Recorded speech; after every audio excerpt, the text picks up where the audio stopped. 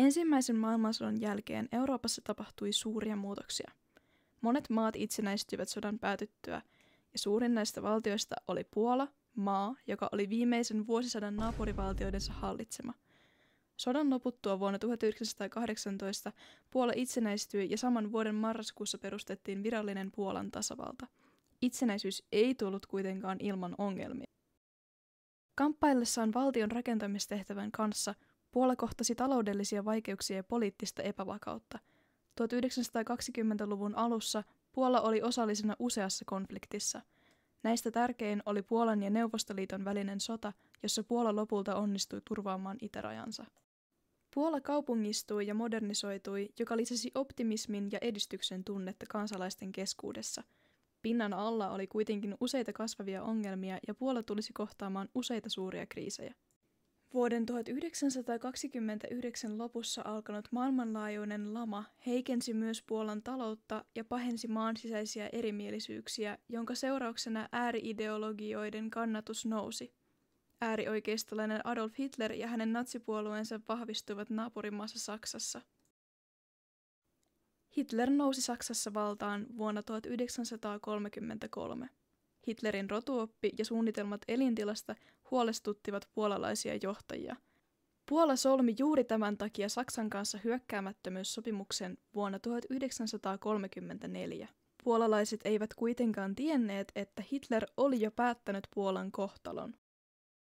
Saksa ja Neuvostoliitto solmivat Molotov-Ribbentrop-hyökkäämättömyyssopimuksen 23. elokuuta 1939. Sopimuksessa kuitenkin oli myös salainen pöytäkirja, jossa sovittiin etupiirijaosta Saksan ja Neuvostoliiton välillä. Suomen, Baltian maiden ja Romanian lisäksi jaon kohteena oli Puola. Itävalta, Tšekin Sudettialueet, myöhemmin koko Tsekkoslovakia, Liettuan Memel. Liittoutuneiden myönnytyspolitiikka ei selvästi toiminut. Tämän takia 6. huhtikuuta 1939 Britannia, Ranska ja Puola solmivat sotilaallisen liiton. Britannia ja Ranska olisivat valmiita puolustamaan Puolaa, jos Saksa päättäisi hyökätä. Hitler oli kuitenkin päättänyt jo Puolan kohtalon, eikä mitään ollut enää tehtävissä.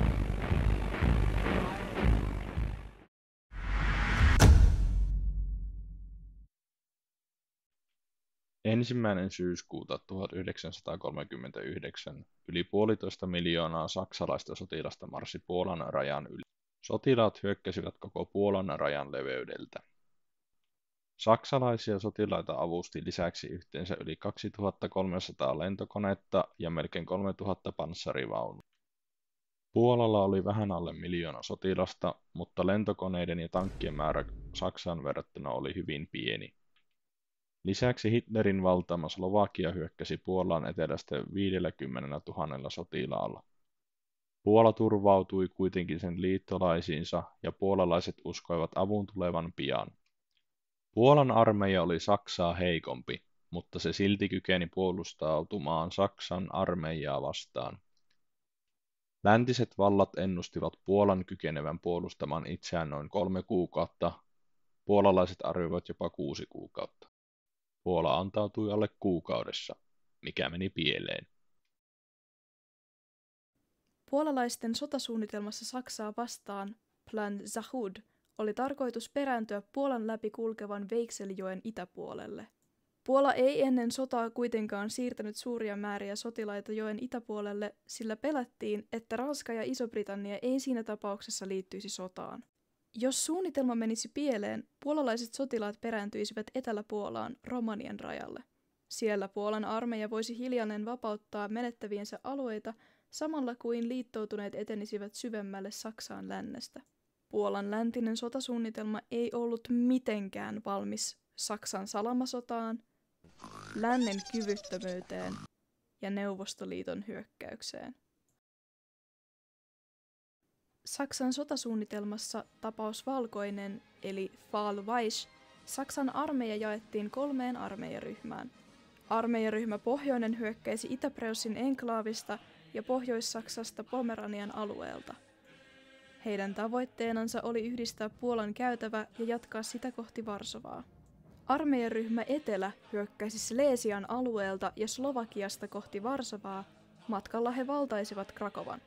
Eteläisen ja pohjoisen armeijaryhmän tarkoitus oli siis piirittää suuri osa Puolan armeijasta. Pienimmän armeijaryhmä C:n tarkoitus oli torjua mahdolliset Ranskan ja Iso-Britannian hyökkäykset Saksan ja Ranskan rajalla. Jo syyskuun 2. ja 3. päivänä puolalaiset joutuivat etelässä perääntymään ensimmäiselle puolustuslinjalle. Samana päivänä saksalaiset panssarivaunut tunkeutuivat osista puolustuslinjaa läpi, joka johti koko eteläisen Puolan armeijan perääntymiseen toiselle puolustuslinjalle. Katowice, yksi Puolan suurimmista kaupungeista, oli nyt Saksan hallitsema. Puolalaiset sotilaat eivät kuitenkaan ikinä ehtineet toiselle puolustuslinjalle. Saksan panssarivaunut olivat jo murtautuneet siitä osittain läpi. Pohjoisessa tilanne ei ollut puolalaisille yhtään sen parempi. Saksan armeija hyökkäsi Itä-Preussista ja Pohjois-Saksasta ja jo syyskuun 3. päivänä Saksa kykeni valtaamaan melkein koko Puolan käytävän. Vain Gdynian kaupunki pystyi vastustamaan saksalaisia, mutta sekin vallattiin muutama päivä myöhemmin. Kuitenkin osa 80 000 kaupunkia puolustavista puolalaisista perääntyi Helin niemimaalle. Sotilaat puolustivat niemimaata 32 päivää. Iso-Britannia ja Ranska liittyivät sotaan 3. syyskuuta. Vaikka puolalaisten sotamenestys oli ollut tähän mennessä erittäin huono, odotettiin tämän menestyksen nyt kääntyvän, sillä Saksalla olisi toinen rintama Ranskan kanssa. Valitettavasti Ranska ja Iso-Britannia tekivät koko Puolan sodan aikana vain yhden mitättömän hyökkäyksen. Puolan kohtalo alkoi näyttää huonolta. Kuitenkin toivoa ei ollut vielä kokonaan menetetty.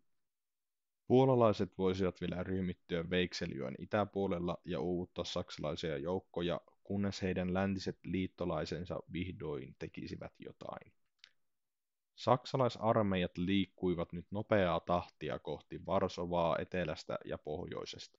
Suuri osa Puolan eteläisestä armeijasta ei onnistunut ylittämään Veikselijokea ajoissa ja jää piiritetyksi. Lötzin kaupunki vallataan jo 5. syyskuuta. Samaan aikaan pohjoisessa saksalaiset murtautuvat Veikselijoen puolustuslinjan läpi. Lötzin yläpuolella yli 300 000 puolalaissotilasta on suuressa vaarassa tulla piiritetyksi. Kukaan ei ollut varautunut Saksan joukkojen nopeuteen. 100 000 puolalaiset sotilaat yrittivät epätoivoisesti työntää saksalaisia sotilaita taaksepäin, jotta puolalaissotilaat pääsisivät turvaan Veikselijoen itäpuolelle. Hyökkäys kuitenkin epäonnistuu ja 10. päivänä yli 220 000 puolalaista jää piiritetyksi. Vain 80 000 sotilasta pääsee joen toiselle puolelle. Koska saksalaiset olivat jo ylittäneet Veikselijoen pohjoisesta, käskettiin jokaista jäljelle jäänyttä puolalaissotilasta perääntymään Romanien rajalle 9. syyskuuta. Osa puolalaisista jäi kuitenkin puolustamaan Varsovaa käskystä huolimatta. Puolalaissotilaat samaan aikaan etelässä olivat yrittäneet vetäytyä Romanien rajaa kohti niin nopeasti kuin mahdollista. Saksalaiset pääsivät panssarivaunuillaan Lviviin asti, mutta heidät onnistuttiin pysäyttämään kaupungissa. Saksalaiset saivat kuitenkin piiritettyä kaikki pakenevat puolalaissotilaat ja Romanien rajalle pakeneminen oli nyt melkein mahdotonta. Puolan mahdollisuudet voittaa olivat lähestymässä nopeaa tahtia nollaa. Saksan armeija sai vielä 17. syyskuuta piiritettyä noin 100 000 sotilasta. Viimeinen naula arkkuun Puolalle oli se, kun syyskuun 17. päivänä Neuvostoliitto hyökkäsi 500 000 sotilaan voimin Itä-Puolaan. Puna-armeijaa ei odottanut kukaan, sillä kaikki Puolan joukot olivat lännessä taistelemassa Saksaa vastaan. Neuvostoliitto valtasi vain muutamassa päivässä Itäpuolesta suuria alueita. Jo syyskuun 18. päivänä neuvostosotilaat saapuivat Lviviin idästä. Viimeinenkin reitti Romanien oli nyt sulkeutunut. Jäljelle jääneet puolalaissotilaat antautuivat nopeasti. Alkulokakuuhun mennessä saksalaiset ja neuvostoliittolaiset sotilaat olivat vallanneet koko Puolan. Vain noin 80 000 puolalaissotilasta ja osa Puolan hallituksesta pakeni Romaniaan, josta heidät siirrettiin Ranskaan ja Iso-Britanniaan.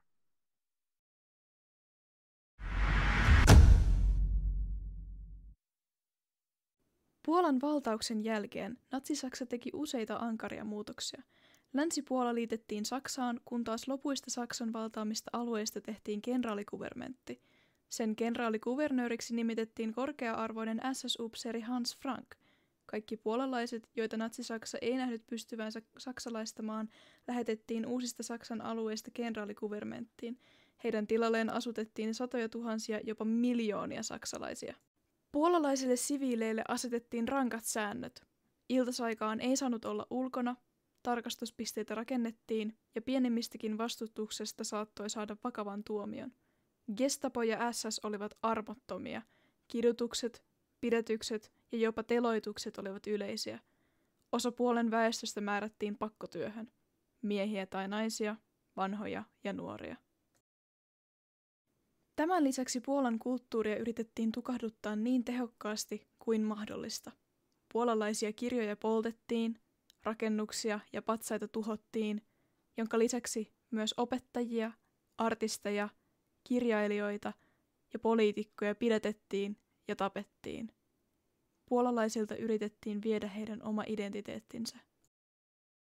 Ensimmäisiä keskitysleirejä alettiin rakentaa Puolaan jo 1939, heti valtauksen jälkeen. Varsinkin puolalaisia ja juutalaisia lähetettiin tuhansittain kyseisiin leireihin. Lisäksi sotavankeja, seksuaalivähemmistöjä, vammaisia ja poliittisesti toisin ajattelijoita lähetettiin leireihin. Olot leireissä olivat kamalat. Huonon hygienian vuoksi taudit levisivät helposti, minkäänlaista terveydenhuoltoa ei ollut. Ruoan määrä ja laatu oli surkea. Usealla leirillä oli jopa nälänhätä. Lisäksi leirien valvojat kohtelivat vankeja erittäin huonosti. Leirit eivät kuitenkaan olleet vielä tuhoamisleirejä. Vankeja käytettiin pakkotyönä, joka pitäisi Saksan sotakoneen pystyssä. Juutalaisia, joita ei vielä lähetetty leiriin, pakotettiin asumaan hyvin tiiviisti asuttuihin kaupungin alueisiin eristyksessä muista. Näitä alueita kutsuttiin getoiksi. Lisäksi jokaisen juutalaisen täytyi pitää natsien pakottamaa merkkiä, jotta jokainen tunnistaisi heidät. Juutalaisilla ei ollut natsien vallan alla mitään oikeuksia. Kaikesta huolimatta puolalaiset eivät luovuttaneet. Puolan vastarintaliike nimeltään Puolan kotiarmeija alkoi vahvistua. Vastarintaliike sabotoi Saksan miehitystä Puolassa. Se esimerkiksi tuhosi Saksalle strategisesti tärkeitä kohteita ja tappoi korkea-arvoisia saksalaisjohtajia. Saksa alkoi tappaa 50 jopa 100 puolalaista jokaisesta kuolleesta saksalaisesta. Kokonaisia pienkyliä poltettiin maan tasalle ja yleensä myös kylän asukkaat kokivat saman kohtalon. Neuvostoliiton valtaamassa Itä-Puolassa asiat olivat vielä hieman paremmin. Normaaleille siviileille elämä oli samanlaista kuten jokaiselle muullekin neuvostoliittolaiselle ihmiselle. Puolalaisia siviilejä ei kohdeltu mitenkään eri tavalla. Kuitenkin esimerkiksi korkeakoulutettuja poliitikkoja ja sotavankeja lähetettiin Siperiaan gulag-pakkotyöleireille. Vain harva gulag-leireille lähetetyistä tulisi koskaan takaisin. Yksi tunnetuimmista Neuvostoliiton sotarikoksista oli Katynin joukkomurha.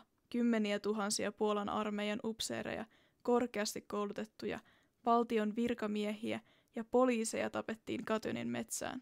Natsi-Saksa löysi haudat vuonna 1942, mutta ilmoitti niistä vasta 1943, käyttääkseen niitä Neuvostoliiton vastaisena propagandana. 22. kesäkuuta vuonna 1941 Natsi-Saksa käynnisti ihmiskunnan suurimman hyökkäyksen Neuvostoliittoa vastaan. Yhteensä yli 3,5 miljoonaa saksalaissotilasta marssi Neuvostoliiton rajan läpi. Hyökkäys tuli Josif Stalinille yllätyksenä varoituksista huolimatta. Neuvostoliiton valtaama itäpuole jäi nopeasti Saksan hallintaan. Kenraalikuvermentti kasvoi hieman, sillä itäpuolessa sijaitseva Galizia lisättiin siihen. Neuvostoliitto ei pystynyt pysäyttämään saksalaisarmeijaa kunnes vuoden lopussa.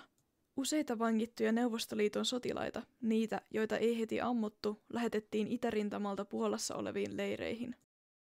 Samaan aikaan Puolassa etenkin juutalaisten elinolosuhteet vaan huononivat. Vuoden 1941 lopussa Heinrich Himmler, SS:n johtaja, alkoi Adolf Hitlerin luvalla suunnittelemaan historian suurinta systemaattista kansanmurhaa. Vuoden 1942 tammikuussa allekirjoitettiin niin sanottu juutalaiskysymyksen lopullinen ratkaisu.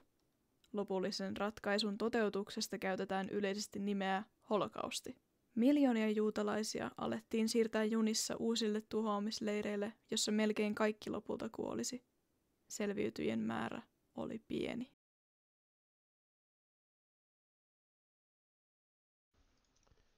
Saksan hyökkäyksen vuoksi vapautti Neuvostoliitto vuoden 1941 aikana satoja tuhansia puolalaissotilaita. Monet näistä taistelivat Euroopan itärintamalla saksalaisia vastaan, mutta osa siirtyi Iranin kautta taistelemaan Pohjois-Afrikkaan ja myöhemmin Italian ja Ranskaan liittotuneiden kanssa. Yksi tunnetuimmista taisteluista, johon suurin määrä puolalaisia osallistui, oli vuonna 1943 Italiassa tapahtunut Monte Cassinon taistelu. Kyseisessä taistelussa Puolan 22. komppaniassa taisteli jopa karhusotilas nimeltä Wojtek. Kyllä, karhu, joka oli sotilas. Vuoden vaihtuessa ja lumien sulaessa alkoi operaatio Barbarossan toinen vaihe. Saksa hyökkäsi Etelä-Neuvostoliittoon Kaukasussin alueelle. Alue on hyvin öljyrikas. Saksa onnistuikin valtaamaan melkein koko Kaukasussin alueen ja jäljellä oli vielä yksi kaupunki, Stalingrad. Stalingradin taistelu kesti useita kuukausia ja siellä kuoli yli 1 miljoona sotilasta. Hitlerin armeija oli ehtinyt valtaamaan 90% kaupungista, kunnes neuvostosotilaat onnistuivat vastahyökkäämällä piirittämään Saksan armeijan. Stalingradin taistelun häviöstä alkoi Saksan alamäki. Saksan hidastunut sotakone ei kuitenkaan hidastanut Saksan toteuttamaa kansanmurhaa. Tuhoamisleireille lähetettiin niin suuri määrä ihmisiä kuin vain mahdollista. Juutalaisten lisäksi myös slaaveja ja muita natsien mielestä olevia ali-ihmisiä lähetettiin leireille. Vuonna 1943 Varsovan geton asukkaat nousivat kapinaan. Kapina kesti noin 3 viikkoa. Se kuitenkin päättyi, kun SS aloitti useita tulipaloja getossa. Noin 13 000 juutalaista kuoli kapinan aikana. Arvioltaan noin 7 000 ammuttiin ja 6 000 paloi rakennuksien mukana. Geton loput 45 000 asukasta lähetettiin junilla Majdanekin ja Treblinkan tuhoamisleireille. Sama jatkui vuodesta vuoteen. Vaikka Saksa oli häviämässä sotaa, ei se missään vaiheessa edes ajatellut lopettavansa.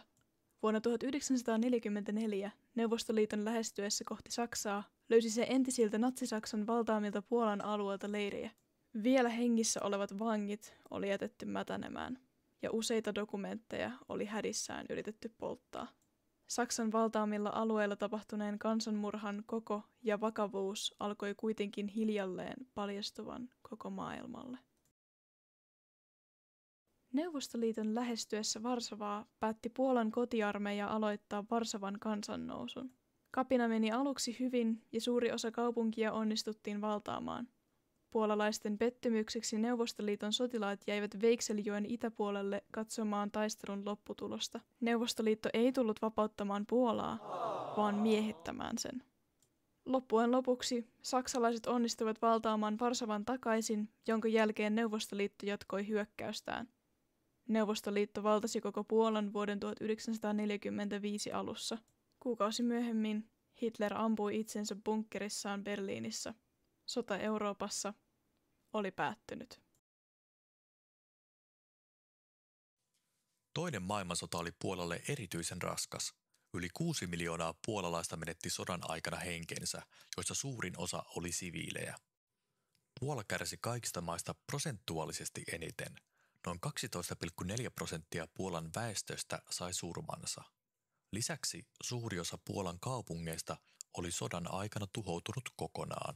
Sodan jälkeen Neuvostoliitto piti Puolalta vuonna 1939 valtaamat alueet. Hyvityksenä Puola sai alueita Saksasta.